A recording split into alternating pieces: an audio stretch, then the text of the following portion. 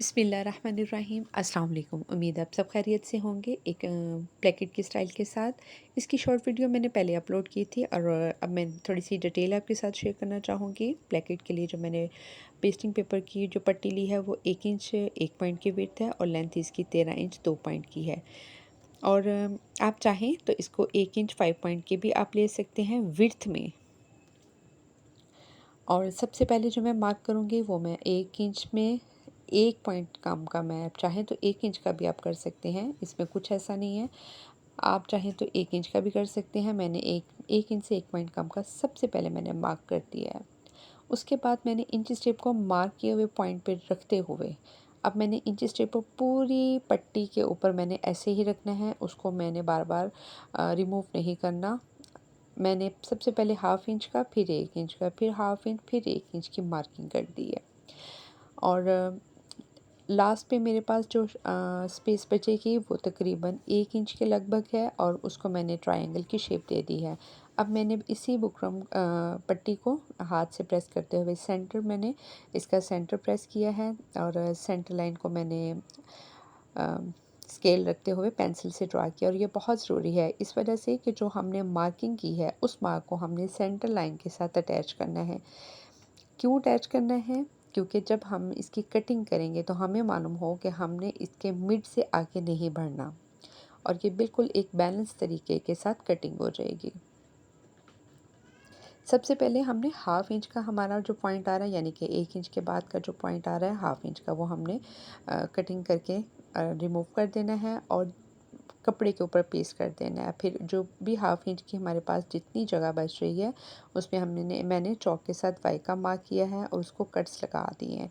अब मैं इसको ग्लू स्टिक लगाऊंगी, लेकिन उससे पहले मैंने चेक करना है कि फ़ोल्डिंग में मेरे पास कपड़ा कितना है। फ़ोल्डिंग में मेरे पास सिर्फ इतना कपड़ा होना चाहिए जितनी ज़रूरत है, यानी कि वो मेरी मार्किंग को जो है उसको यानी कि वो मुझे मेरी मार्किंग नज़र आनी चाहिए। सिर्फ इतनी मैंने इसकी चौड़ाई रखनी है और इसको मैं ग्लू स्टिक के साथ सारा अच्छी तरह से मैं पेस्ट कर दूंगी ताकि जब मैं शर्ट के साथ अटैच करूं तो मुझे काम करने में आसानी हो।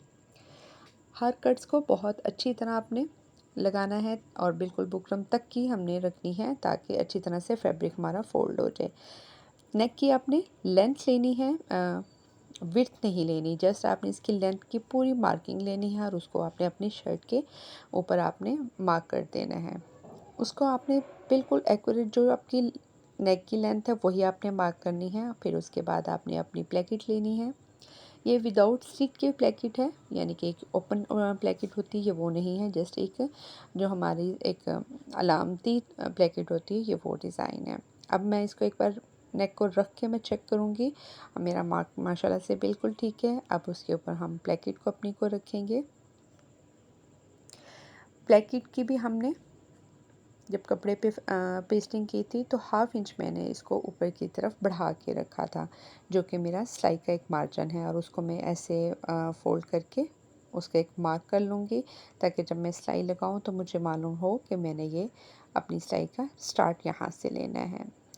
जो मेरी प्लेकेट का सेंटर है वो मेरी शर्ट के सेंटर के साथ ऑटोमेटिकली अटैच हो रहा है और उसको मैं सिलाई लगाऊंगी।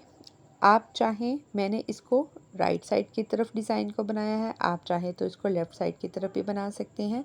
अगर आपने लेफ़्ट साइड की तरफ बनाना है तो आपने इसकी मार्किंग जो है वो प्लेकेट की राइट साइड पे करेंगे तो वो फ्लिप होने के बाद ऑटोमेटिकली आपकी लेफ़्ट साइड की तरफ आ जाएगा। लूप्स जो हैं ये मैंने 2.5 इंच के मैंने बनाए थे और इसको हमने जो हाफ इंच की हमारी स्पेस थी उसके एक कॉर्नर पे रखेंगे इसका एक किनारा लूप्स का, और फिर उसको मैं ट्विस्ट करते हुए दूसरे किनारे के जो हाफ इंच का होगा उसमें इसका लूप का दूसरा जो है सिरा रखते हुए मैं इसको सिलाई लगा दूँगी। अगर आपके दुपट्टे में कुछ शेड्स हों तो आप चाहें तो ऑपोजिट कलर के लूप्स लगा सकते हैं।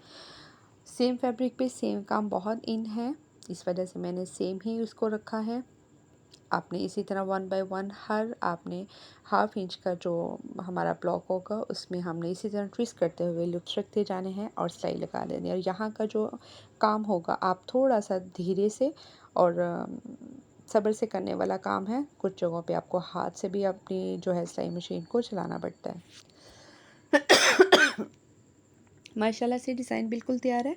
और इसको जो हमने ट्विस्ट किया था लूप्स को, हम आप चाहें तो इसको सेम थ्रेड के साथ लॉक कर दें, और अगर तो आपका मल्टी शेड का या अदर शेड का आपका दुपट्टा है तो उसी शेड का आप थ्रेड के साथ इसको लॉक ज़रूर करें, अदरवाइज़ इसकी जो पोजीशन है वो चेंज होती रहेगी और आपको बार बार प्रेस करते हुए इसको सेट करना पड़ेगा। मैं इसको 2-3 ऑपोजिट कलर के पर्ल के साथ जो है वो लॉक कर रही हूँ। और लॉक करते हुए ये आप अगर आप गौर से देखें तो मैंने लूप्स को हल्का सा पुश किया है, जिससे मुझे इसकी जो है वो ट्विस्ट वाली जगह जो है वो उसका सेंटर पॉइंट नज़र आ गया। और फिर मैंने उसको वापस दूसरी वाली साइड से निकालते हुए मैंने इसको पर्ल जो ज़ीरो साइज़ के यूज़ किया और इसको मैंने लॉक कर दिया है। सेम थ्रेड भी चलेगा, जो आपकी मर्ज़ी हो, जो आपका दिल चाहे वो आप कर सकते हैं। माशाल्लाह से नेक का डिज़ाइन तैयार है, उम्मीद है आपको अच्छा लगेगा।